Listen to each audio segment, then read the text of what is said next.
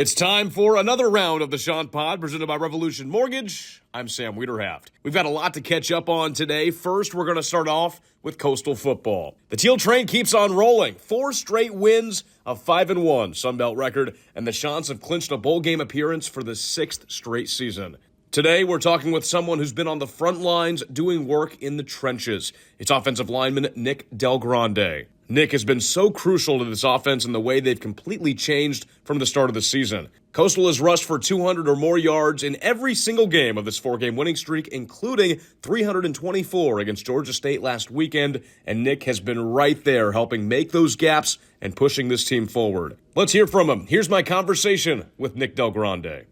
Coastal football has been on a roll, 4 consecutive wins, and we're talking about it on the Chant Pod presented by Revolution Mortgage with offensive lineman Nick Del Grande and team captain. Nick, appreciate you coming on. Thank you for having me on. I appreciate it. 4 consecutive wins after this team started 2-3. Just tell me how fun it's been as a player to go through this and win these games and have all these good times. Yeah, I mean, there's nothing better than winning football games and doing it with the people you love and care about. And I mean, I couldn't be more fired up for where we're going. And obviously, football is just a game of momentum. You pick up momentum and the morale gets high, guys get confident, and there's no better football team than the confident one. So we're excited what we have going on. The Georgia State game, going back to that just this past Saturday, the 4th straight win. You guys are 5-1 in Sunbelt play, but 324 rushing yards was the most in, I believe, 5 years for this team. What was able to work so well on the ground in that game? I think it was just it was emphasizing it all week in practice, but not going way farther than that. We've been doing all these walkthroughs. Player ran walkthroughs. Coach ran walkthroughs. It doesn't even matter. It's voluntary or whatever it was. We were out there all the way since January, and doing these run polish periods and all these kind of things. And it just kind of adds up. And when it clicks, it clicks. And we got the outside zone going really well, attacking the C and D gaps and just making the defense make decisions. Can't stop everything. So I think we just did a really good job, and we had a couple offensive linemen that had really, really good games, some of the best games that they've had since I've been playing here. So I'm just proud of those guys and proud of our unit. You know, the main constant with this 4-game winning streak is in those 4 games we've rushed for 200 or more yards in those games. So it's really been the rushing game that's been the difference. I think it was no secret. Offense came out, struggled in the first part of the season. There's been a complete turnaround. Just take me through how the identity of the offense has changed this year. Yeah, I mean, you said it. We had to find our identity as an offense, and obviously, we take our offensive line is one of the most experienced offensive lines, not only in the Sun Belt but in the country. I mean, we have 3 returning starters. Joe Hansen was the 4th, who technically wasn't a returning starter, but he's played a lot of football. So, I mean, we were in a really good spot in that room. I think just taking advantage of that and having that experience up there was super important, and our backs are remarkable. I mean, we have such good running backs. Siobhan Edwards, a young guy coming in, just absolute great player. Jaden Simpkins, awesome player. Dom Nicely going in there and making plays, awesome player. So, I mean, it's like when you have talent like that, it's just – and Samari coming in, and that just opens up a whole new game. And we can still sling around a little bit. We just haven't really needed to yet. So we're excited to open that up when we need to. But, again, it's just the investment from the entire offense, being okay with changing our identity a little bit and hanging our hat on something and running with it from there. Yeah, I want to touch on Samari. Started off as the 3rd-string quarterback, came in the ULM game when Tad went down, and it's really just been off the races from there. Samari's been great at quarterback. Just tell me, what kind of a leader is he for this offense? Yeah, I mean, first off, I want to say no surprise. Samari got here. When he got here, the entire team knew that he was we knew he had to be on the field somehow. Mm-hmm. I didn't care if he was on defense, offense. We did not care. He had to be on the field. And he's always been that kind of leader. It didn't matter if he was 3rd string, 4th string, 2nd string. His vibe never changed. So he's been nothing but positive energy for us. And then obviously him stepping in, there was no flinch from anybody. Everyone knew he was a good player. I mean, dude won a national championship at the JUCO level. Yeah. He's won everywhere he's been at, and it's not going to be any different here. But honestly, just the click, he's got a lot of grit. He's got a ton of grit, and he's out there and he just loves doing it. He loves doing it with us. So he's a good guy to have on our back. Yeah, I was talking to Coach Beck last week, and he said just with Samari's abilities, he's able to throw the ball, he's able to run the ball extremely well. Mm-hmm. You guys have been maybe seeing a little less pressure with him because he's able to move so well. Have you noticed that on the offensive line? Yeah, 100%. I think, and it's definitely the way we were getting pressure on the offensive line has been different the past couple of games with Samari in there. Teams are still pressuring us, but in different ways. Just because of – and Tad played his butt off when he was in there. He did really well. He was running guys over, making plays. It's just we had to find a spark, and Samari gave us that spark. But teams, they definitely have to game plan for Samari because you can't stop both through the air and on the ground. So, and our offensive staff does a fantastic job setting them up for success as well. Yeah. So it's been really good. That first offensive play against Georgia State was an 85-yard touchdown rush by Samari where he just showed off why he's so good and how fast he is. But as an offensive lineman playing left tackle, what's going through your mind when Samari breaks off a run like that? Well, the best part about it is that they come out and they come up and like a look we haven't really seen. They double mug right away. 2 linebackers step up in there, and everyone's thinking, like, we're about to check out of this play. Like it wasn't and then they backed up a little bit, let it rip, and as a left tackle and like on that play, it was kind of just I'm blocking outside my guy, so I kind of just turned my head around after about 5 seconds and. I mean, he's off to the races. But I said to the guys in the locker room, the hardest part about scoring a touchdown like that isn't getting into the open field, it's finishing it. I mean, it's hard to score an 85-yard touchdown in college football just because of how athletic everyone is. Yeah. So, I mean, he opened it up. He had it 20 miles per hour. I don't even know what the GPS said, but he was moving. And, I mean, we had guys sprinting down the field. Malcolm Gilliard almost hit like 22 miles per hour just chasing him. So, I mean, it's just the guys are awesome. And there's no better, like, starting fast like that and just kind of – it just gives the whole team a boost, even the defense, because at the end of the day, we know they have our back too. So that was the second longest rushing touchdown in Coastal football history. But when somebody, whether it's Samari or it's Dom Nicely or Javon Edwards or Javen Simpkins, I mean, we've seen some long rushes during this period for the offense.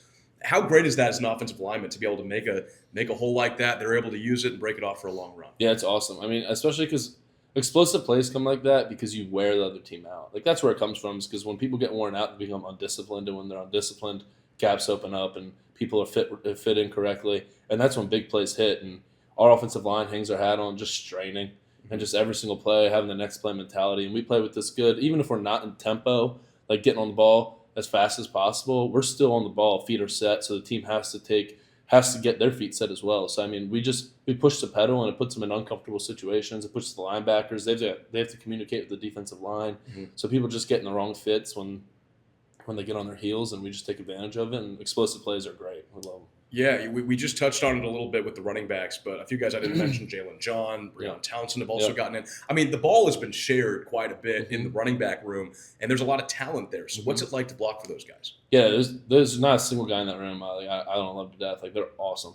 They're all really good people. And, I mean, Jalen John hasn't been getting as many touches as he probably anticipated, but he's a great leader in there. He's one of the old heads in the room, and he loves those guys to death. And Javen and Dom and Javon, like they're so talented. It's like I love watching little Von run. Like, I have a hard time finishing the block because I just want to like peek over there and see what he's doing on his run. Because I mean, and against SIB, he had that counter. He spit out there on the hash, on the left side of the hash, and he made like 6 dudes miss. Yeah, he's super talented and he's super fun to watch, and they're all great dudes. So I love it. And you get a front row seat to see all of it. Front row seat to see all of it. Which is awesome. You touched on it. You mentioned the experience of the offensive line, but, I mean, you guys haven't been fully healthy, I think, the whole year. It seems like every game it's a different lineup up front.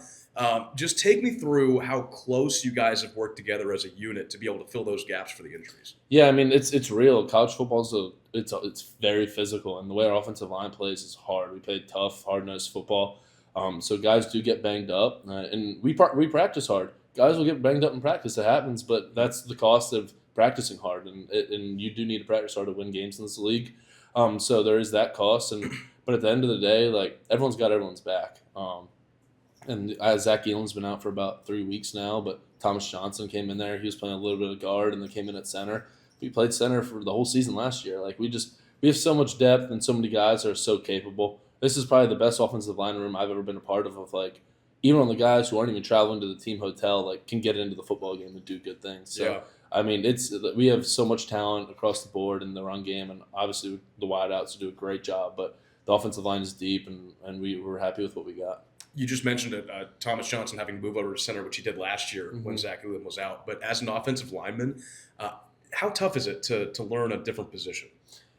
I feel for Thomas because it's tough to do. Center's definitely different than all of them too, but Thomas is more of a natural center just because he's played it so much. He's played it for a really long time, and Zach with his torn ACL last year, he played the whole season at center. So I mean, he got comfortable in there. It was more guard that was kind of a hard switch, but he played really good. He was the highest rated guard in the country at one point. So I mean, he was playing really good football, and then he went in there and he played his butt off at center, and he's still playing really good football. Obviously, rushing for 330 yards almost. So yeah, he's doing really well. Yeah, I mean, it's just filling those gaps, and the success keeps happening. The run game keeps doing well. You and your time at Coastal, you've been here for 4 years. Been through a few coaches, been through a few offensive coordinators. Working with Drew Hollingshead this year, what's that like? He's awesome. I have a really good relationship, probably the best relationship I've ever had with an offensive coordinator here. And he cares about his guys. He'd do anything for us. And I mean, when we were in that team meeting room, offensive unit meeting, it was we were 2-3, I think, coming off a loss, and he sat up there and he just said, like, at the end of the day, this is on me, which he did not need to say that because obviously there was a poor execution on the field. But he said, I will fight and die with you guys before we go out like this. And I mean, that meant a lot to the guys in the room because obviously it could have been so easy for him to come in and be like, y'all aren't doing enough, y'all aren't doing this. But he immediately tried to take accountability even when he didn't have to. And everyone got behind him, and we just been pushing the pedal. And obviously, this isn't the actual this kind of offense that run the ball for 300 yards. I asked him on the sidelines, when's the last time you, as an offensive coordinator, ran the ball for 300 yards? And he was like, because he's more of an air raid guy, right. And he's like, I don't know, I don't care, because guess what, we're winning games. And I was like, I couldn't agree more. So it's great. I love these guys. The coaching staff's great. And we're all just pressing the pedal forward. So I think it was interesting. I talked to him before the game last week, and he said during that period, 2-3, where the offense wasn't doing as well, he said during that period it inspired him to coach harder than he's ever coached. Yeah. And I thought that was really, really awesome to say. As a player during that time, how much faith did you have to see everything through and know that it was going to work out? I mean, he's here for a reason. He's won a lot of games and has coached some high-powered offenses. So having faith was pretty easy for me. It's hard for you guys to understand because you're not seeing the film. You're just seeing the outcome.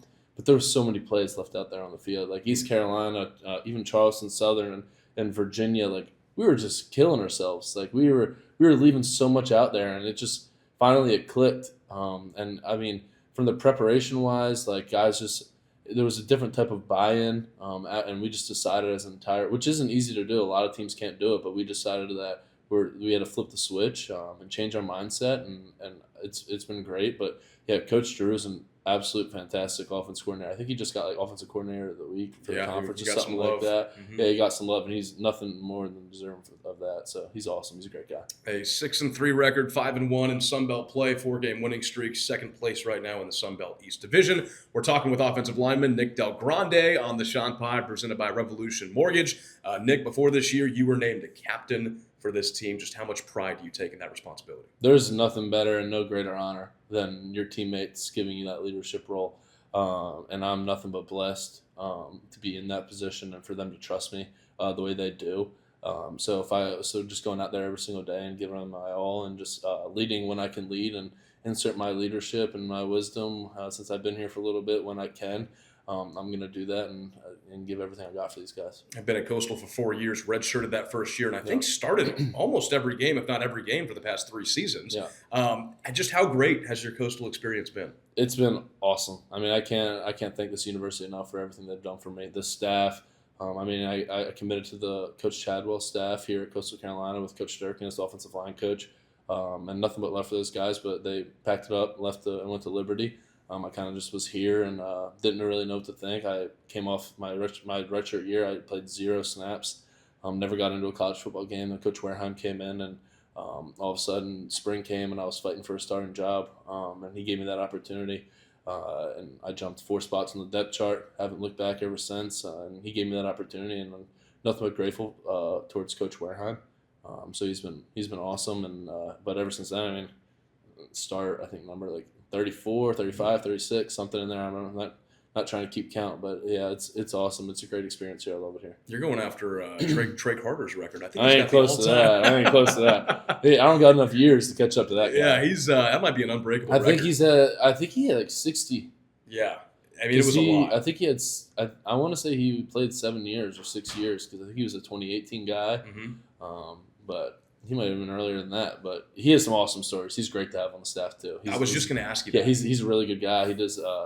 His leadership's awesome, and just like sometimes pull him aside and just ask from a player standpoint. I think he was like one of the maybe 2 people to ever be a 3-time captain at Coastal Carolina. Right. Which is it's so hard to do. I mean, a young guy like that, I think he got voted captain as like a redshirt sophomore or something like that.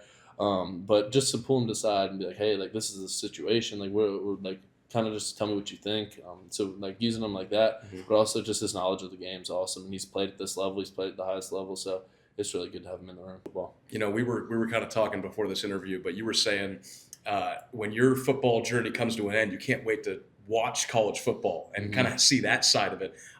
Have you, I know we're kind of in the fire right now, but have you given any thought to what your post-playing career is going to look like? I mean, just a loving family, a good job, supporting my wife and kids, and I have a fiance now, so looking forward to marrying her in May. But other than that, just living life one day at a time. But again, talking about watching football games, I'm excited just to be able to sit down, relax, and just enjoy watching football again from that point of view. But for now, it's business trip mentality. And you gotta do what we gotta do here in these next couple of weeks. Yeah. And when you do get to watch a college football game, you're paying attention to what that left tackle's doing. Yeah, all on the left tackle, I'm nitpicking what he's doing. And my fiance is like, can you stop? Like, let's just enjoy the game. I'm with the guys, we're watching football games with the guys, and everyone's like watching their own position. Like we don't even know if they scored a touchdown or not because we're just watching the offensive line. Right. No, that's how I do it. When I watch a college football game, I'm paying attention to the broadcast and how they're doing it and what they're saying. So I totally get that. Nick, on the road this weekend in Statesboro at Georgia Southern. In November now, the games keep getting bigger and bigger. How are you guys not letting the pressure of these games, with all the success that you've been having, how are you not letting that pressure get to you? I think it's just the mindset of Coach Beck said it a ton of times. Coach Marheim's been talking about it. We haven't done anything. We just have won a couple games. We haven't done anything. And so, like, I mean, it's just the next one. And at the end of the day, like, Georgia Southern, just another in-conference opponent, a good team, well-coached, always have been. And we just know that to win that game, you just have to put your best foot forward and prepare the best that you possibly can. And we have no hesitation that we'll do that. So, I mean, we're excited to go down there. It'll be my first time to Statesboro, actually, because my redshirt freshman year, when we went down there and lost to them, that was my one game in 3 years that I didn't go to because I had like a spleen injury. But so I haven't been to Statesboro. It was my first time down there. Yeah, first visit. It's going to be a good one. Nick, we appreciate you coming on. Looking forward to seeing what more this football team can do. Thank you. So great to hear from Nick and hear his perspective of the offensive success. And we can't forget about those soul collectors on defense. 10 turnovers forced during this 4-game winning streak. They've done an incredible job on the other side of the ball. Coastal matches up with Georgia Southern on Saturday at 6 p.m. in Statesboro on ESPN+, as they look to keep their winning ways going and remain in second behind JMU in the Sun Belt East. Basketball has begun. We've already had some big moments, including Tuesday night right here at the HTC Center. Men's basketball got a huge win in a 72-66 defeat of longtime rival Winthrop. It was an awesome environment, over 2,000 fans cheering the whole game. We got to make every game like that at the HTC Center. Coastal is 2-1. They'll face Jacksonville State on Friday at 7 p.m. on ESPN+. Women's basketball grabbed their first win of the season, 111-53 over Lise McRae on Sunday. They're on the road this week at UNCW on Wednesday night at 7 and Virginia Tech on Saturday afternoon at 2. Volleyball closes out their regular season at home against South Alabama on Friday at 6 and Saturday at 2 from the HTC Center. And cross country travels to Virginia to compete in the Southeast Regionals on Friday. We'll put a teal bow on this episode of the Chant Pod, presented by Revolution Mortgage. Appreciate Nick Del Grande stopping by and giving us his thoughts on this season. Enjoy another weekend of Coastal Athletics. I'm Sam Wiederhaft, signing off. Chants up.